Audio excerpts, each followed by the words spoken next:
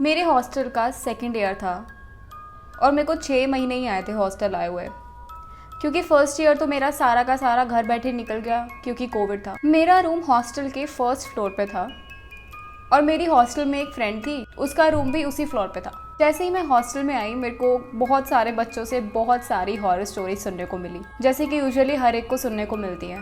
अगर आप कभी भी हॉस्टल जाएंगे तो आपको सबसे पहले वहाँ की स्टोरी सुनाई जाएगी।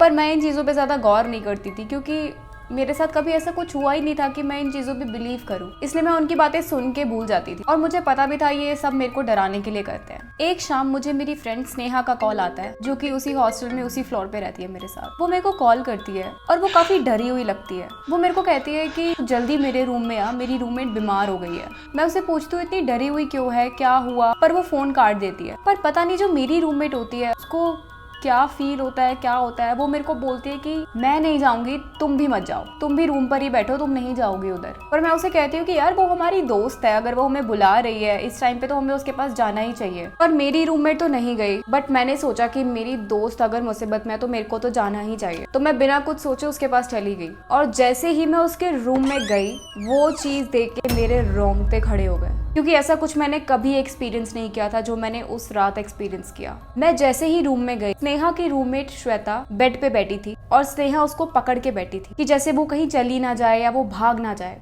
पर श्वेता की आंखों में ऐसा कुछ था जो कि नॉर्मल नहीं था। उसको देख के लग ही नहीं रहा था कि वो सच में श्वेता है, वो कुछ अलग ही लग रही थी और वो बार बार एक ही बात बोल रही थी कि मुझे घर जाना है, वो भी किसी और की आवाज में। वो आवाज श्वेता की थी ही नहीं, शायद किसी बच्चे या किसी लड़के की मिक्सचर, ऐसा कुछ आवाज थी वो, जो कि सुन के मैं बहुत डर गई थी। नेहा ने उसकी हालत देख के उसके पास भगवान का नाम लेना शुरू कर दिया, हनुमान चालीसा पढ़नी शुरू कर दी। बट वो जोर जोर से हंसने लगी कि जैसे उसे कुछ फर्क ही नहीं पड़ रहा, हम जो भी कर रहे हैं उससे उसको कोई भी फर्क नहीं पड़ रहा था। तो हमने सोचा कि हमें श्वेता की कजन को बुलाना चाहिए, जो कि हमारे ही हॉस्टल में रहती थी। तो हमने उसकी कजन को बुलाया, तो थोड़ी देर उसकी कजन ने उसको पकड़ा तो वो थोड़ी शांत हो गई। तो मैं और स्नेहा उस कमरे से बाहर आ गए और स्नेहा ने जाते जाते उस कमरे के बाहर एक पानी का गिलास भर के रख दिया।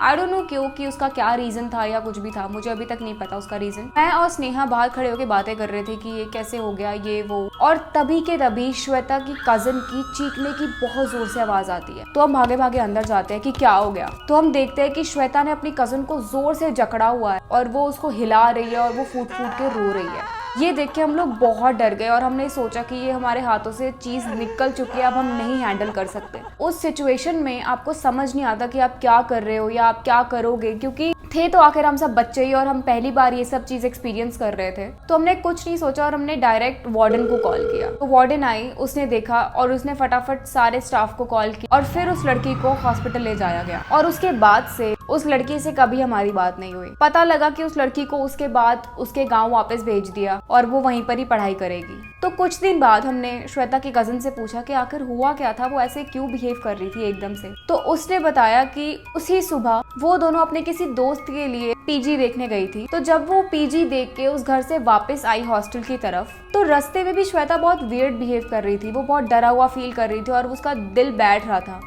तो इस बारे में उसने अपनी कजन को भी बताया कि मुझे अच्छा फील नहीं हो रहा है, मुझे डर लग रहा है। और शाम को भी वो अपनी कजन को बोल रही थी कि मेरे को डर लग रहा है, बहुत ज्यादा डर लग रहा है। वो कॉन्टिन्यूअस हनुमान चालीसा लगाकर बैठी थी और अपने आप को किसी भी तरीके से ठीक फील कराने की कोशिश कर रही थी, बट नहीं हो पा रहा था उससे। और उसने ये भी बताया कि बचपन से ही श्वेता को कुछ ना कुछ ये चीजें बहुत इजीली अट्रैक्ट हो जाती हैं और वो बहुत इजीली स्पिरिट्स को अपनी तरफ आकर्षित कर लेती है। I don't know how. और बचपन से ही श्वेता को ये सब चीजें होती आ रही थी। तो उस दिन के बाद मैं ये इंसिडेंट्स कभी भी नहीं भूल पाई। So yeah, this is it for today's video. See you in the next one.